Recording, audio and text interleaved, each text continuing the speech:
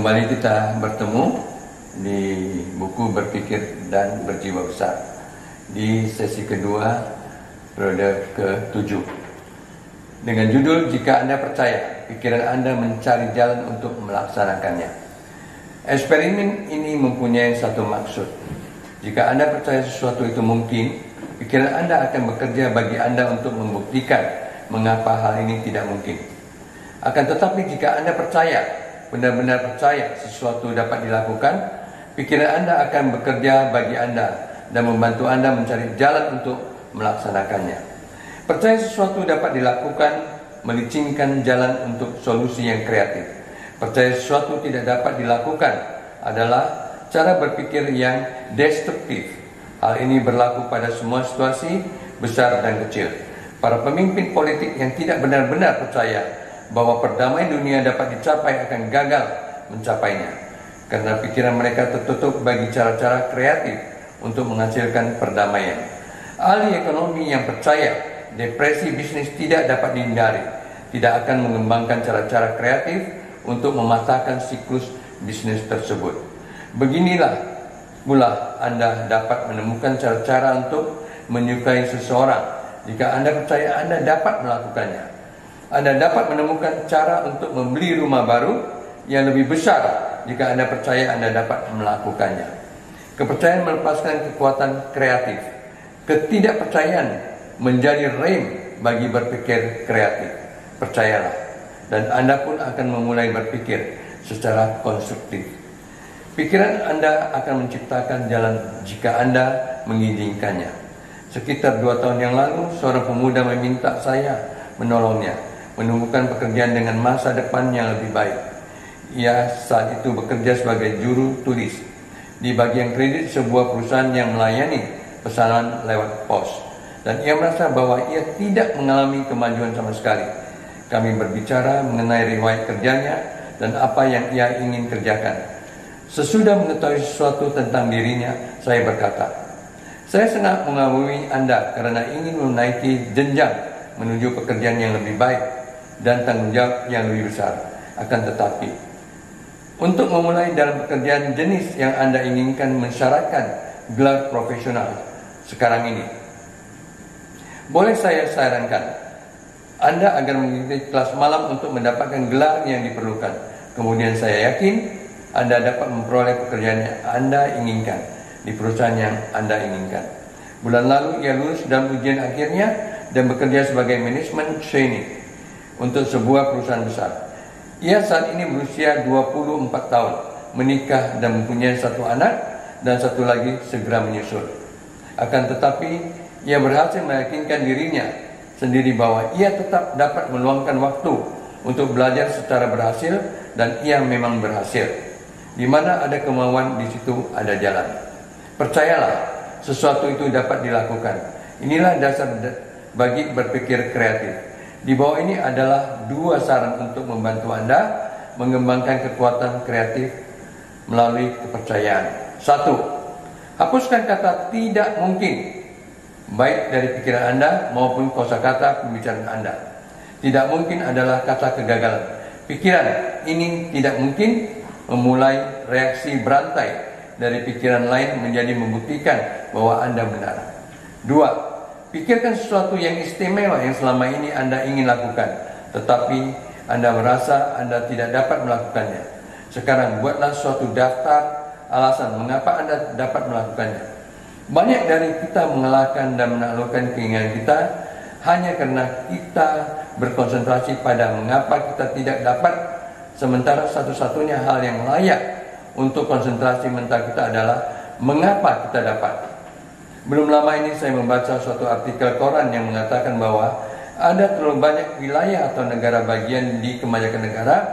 Artikel tersebut menunjukkan bahwa kebanyakan perbatasan wilayah ditetapkan beberapa dasawarsa sebelum mobil pertama dibuat, dan ketika kereta kuda merupakan satu-satunya alat transportasi utama. Akan tetapi dewas ini dengan mobil yang cepat dan jalan yang bagus, tidak ada alasan mengapa 3 atau 4 wilayah tidak dapat digabung. Ini akan sangat mengurangi pelayanan rangkap sehingga masyarakat akan benar-benar mendapatkan pelayanan yang lebih baik dengan biaya yang lebih murah. Penulisan artikel ini mengatakan bahwa ia telah menemukan gagasan yang sangat bagus, sehingga ia mewawancari 30 orang secara acak untuk mendapatkan reaksi mereka. Hasilnya, tak seorang pun menganggap gagasan tersebut memiliki kebaikan. Walaupun gagasan tadi akan memberikan mereka pemerintahan daerah yang lebih baik dengan biaya yang lebih murah. Itulah contoh dari cara berpikir tradisional. Pikiran pemikir tradisional menjadi lumpuh, ia bernalar. Keadaannya sudah begini selama ratusan tahun. Jadi keadaan ini pasti baik dan harus tetap begini. Mengapa namanya resiko dengan mengubahnya? Rata-rata orang selalu menolak kemajuan. Banyak yang menentang mobil atau dasar alam menciptakan kita untuk berjalan atau menggunakan kuda. Pesawat terbang tampak drastis bagi banyak orang. Manusia tidak berhak memasuki bidang wewenang yang dikhususkan untuk burung. Banyak penganut status quo tetap berkeras bahwa manusia tidak boleh berurusan dengan ruang angkasa. Seorang ahli peluru kendali belum lama ini memberikan jawaban untuk cara berpikir jenis ini. Dr. Von Braun berkata, manusia berhak pergi kemana yang ia kehendaki.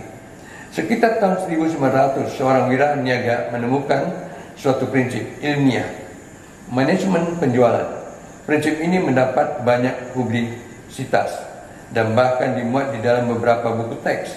Prinsip tersebut adalah ada satu cara terbaik untuk menjual suatu produk. Temukan cara tersebut. Kemudian jangan pernah menyimpang darinya. Untunglah bagi perusahaan orang ini, pemimpin yang baru datang tepat pada waktunya untuk menyelamatkan organisasi tersebut dari kehancuran keuangan. Kontraskan pengalaman itu dengan filosofi dari Crawford H. Greenwald, presiden dari salah satu organisasi bisnis terbesar di Amerika. Di dalam suatu ceramah di Columbia Universitas, Greenwald berkata, ada banyak cara di mana suatu pekerjaan yang baik dapat dilakukan. Sama banyak sebenarnya dengan jumlah orang kepada siapa tugas itu diberikan. Sebenarnya tidak ada satu cara terbaik untuk mengerjakan apapun. Tidak ada satu cara terbaik untuk mendekorasi ruangan, atau mengatur taman, atau mengadakan penjualan, atau membesarkan anak, atau memasak bistik. Ada banyak cara terbaik sebanyak adanya pikiran yang kreatif. Tidak ada yang bertumbuh di dalam es jika kita membiarkan tradisi membukukan pikiran kita. Gagasan baru tidak dapat tumbuh. Ikuti tes ini segera. Usulkan salah satu dari gagasan di bawah ini kepada seseorang dan kemudian amati perilakunya. 1. Sistem pos. Yang lama menjadi monopoli pemerintah harus diserahkan kepada perusahaan swasta. 2. Pemilihan umum harus diadakan setiap 2 tahun, setiap 2 tahun 8 tahun, dan bukan setiap 5 tahun. 3. Jam buka toko yang tetap harus dari pukul 13.00 sampai pukul 20.00 dan bukan dari pukul 9.00 hingga pukul 17.30. 4. Usia pensiunan harus dinaikkan menjadi 70 tahun.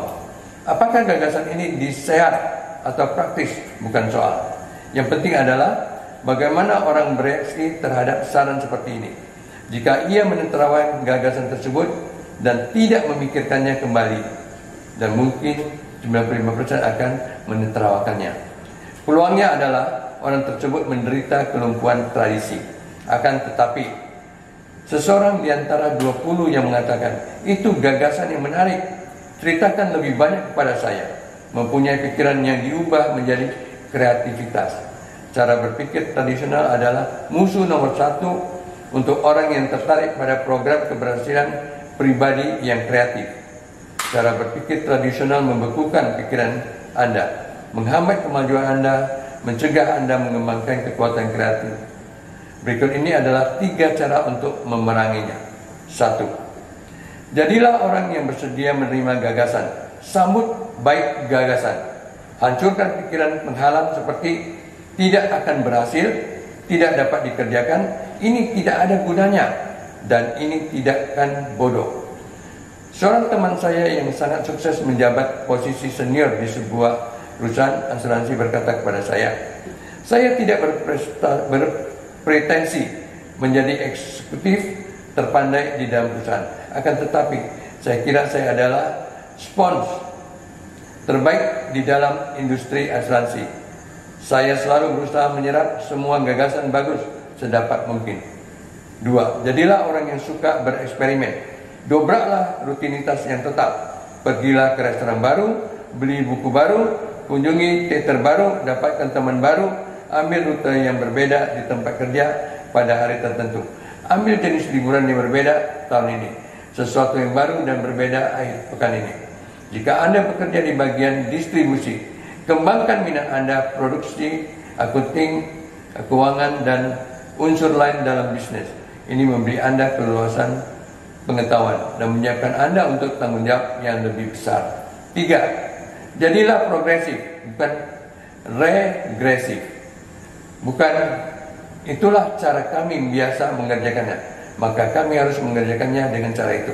Melainkan, bagaimana kami dapat mengerjakannya lebih baik daripada dengan cara yang biasa saya lakukan. Bukan cara berpikir mundur, regresif, melainkan cara berpikir maju, progresif. Karena Anda bangun pukul 5.30 untuk mengantar surat kabar atau memerah susu sewaktu Anda masih anak-anak, tidak harus berarti ide yang bagus untuk meminta anak Anda melakukan hal yang sama. Bayangkan apa yang akan terjadi misalnya pada Ford Motor Company jika manajemennya membiarkan diri berpikir, tahun ini kita sudah mengembangkan mobil paling sempurna. Perbaikan lebih jauh tidak mungkin dilakukan. Oleh karena itu, semua kegiatan rekayasa dan desain eksperimental dengan ini diakhiri secara permanen. Tidak peduli betapapun besarnya, perusahaan tersebut akan susut dengan cepat jika bersikap demikian. Orang yang sukses seperti halnya perusahaan yang sukses selalu bertanya, bagaimana saya dapat meningkatkan kualitas prestasi saya? Bagaimana saya dapat bekerja lebih baik? Kesempurnaan absolut di dalam semua pengertian manusia, dari pengembangan peluru kendali hingga pengasuhan anak, tidak mungkin tercapai. Ini berarti ada peluang yang tak ada habisnya untuk perbaikan. Orang sukses mengetahui hal ini dan mereka selalu mencari cara yang lebih baik. Catatan, orang sukses tidak bertanya, dapatkah saya mengerjakannya dengan lebih baik? Ia tahu ia dapat. Jadi ia menyusun pertanyaannya, bagaimana saya dapat mengerjakannya dengan lebih baik? Beberapa bulan yang lalu, seorang bekas mahasiswa saya dalam bisnis hanya dalam waktu 4 tahun membuka toko perangkat kelasnya yang keempat. Ia benar-benar prestasi. Ini benar-benar prestasi luar biasa, mengingat investasi modal awalnya yang kecil, yaitu hanya 1.200 lira. Persaingan keras dari toko-toko lain dan waktu yang relatif singkat yang dijalaninya dalam bisnis. Saya mengunjungi cabangnya yang baru, tidak lama sudah dibuka untuk mengucapkan selamat kepadanya atas kemajuan hebat yang ia dapat. Dengan cara tak langsung, saya bertanya kepadanya bagaimana ia dapat berhasil dengan 3 tokonya. Yang pertama membuka toko keempat, sementara kebanyakan pedagang harus berjuang agar berhasil hanya dengan 1 toko. Tentunya ia menjawab, saya bekerja keras tetapi sekadar bangun pagi dan bekerja hingga larut tidak berarti sudah cukup untuk mengembangkan keempat toko.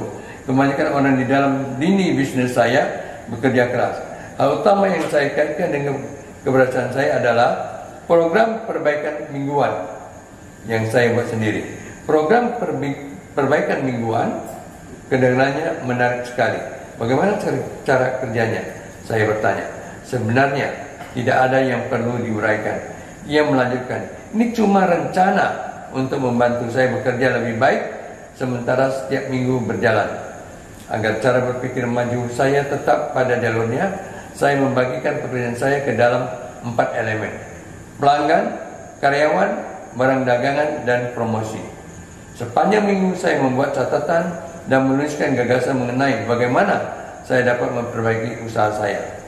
Kemudian setiap Senin malam saya menyisihkan waktu 4 jam untuk mengulas gagasan yang saya tulis dan memikirkan bagaimana memanfaatkan gagasan yang solid di dalam usaha. Di dalam periode 4 jam ini, saya memaksa diri untuk memperhatikan usaha saya dengan cermat.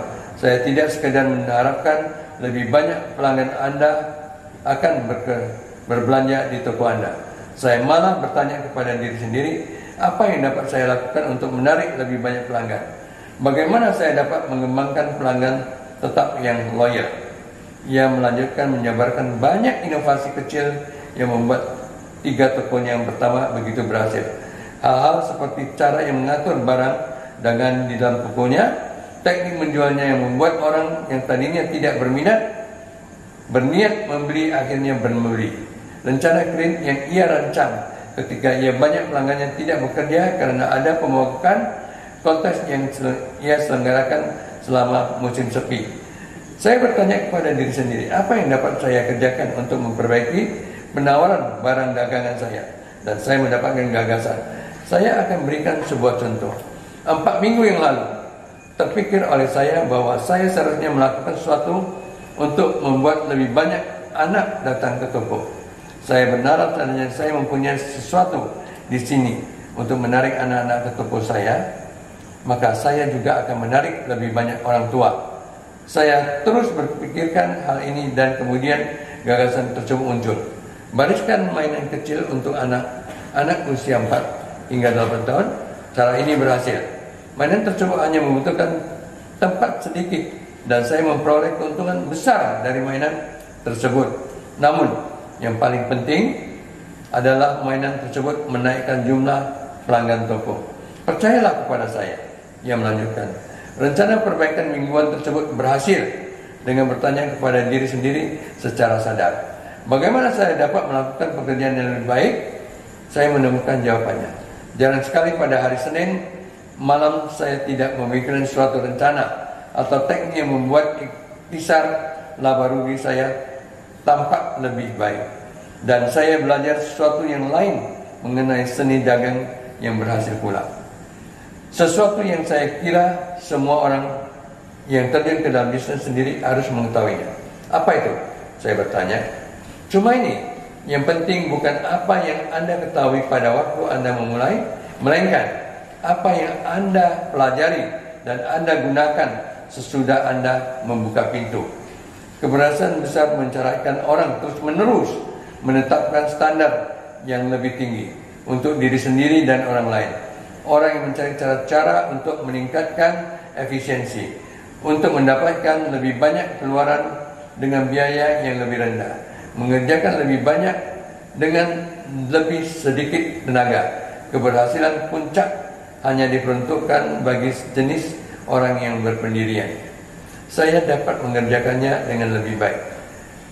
General Electric menggunakan slogan, kemajuan adalah produk kami yang paling penting.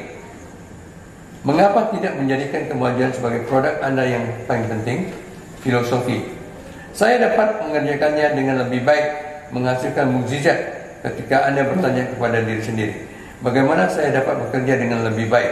Kekuatan kreatif Anda di kehidupan dihidupkan dengan cara-cara untuk mengerjakan segala sesuatunya dengan lebih baik muncul dengan sendirinya. Inilah latihan sehari-hari yang akan membantu Anda menemukan dan mengembangkan kekuatan sikap. Saya dapat mengerjakannya dengan lebih baik. Setiap hari sebelum mulai bekerja, luangkan waktu 10 menit untuk berpikir, bagaimana saya dapat melakukan pekerjaan dengan lebih baik hari ini.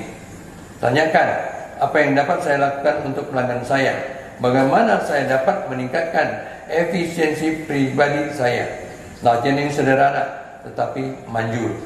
Cobalah, dan Anda akan menemukan cara-cara kreatif yang terbatas untuk mendapatkan keberhasilan yang lebih besar. Hampir setiap kali saya dan istri saya berkumpul dengan pasangan tertentu, percakapan pun beralih ke topik tentang istri yang bekerja. Nyonya S sudah bekerja selama beberapa tahun sebelum menikah dan ia benar-benar menyukainya. Akan tetapi sekarang ia akan mengatakan, saya mempunyai 2 anak usia sekolah, rumah untuk diurus dan makanan untuk disiapkan. Saya benar-benar tidak punya waktu. Kemudian di suatu minggu petang, Tuan dan Nyonya S beserta anak-anak mereka terlibat dalam kecelakaan mobil.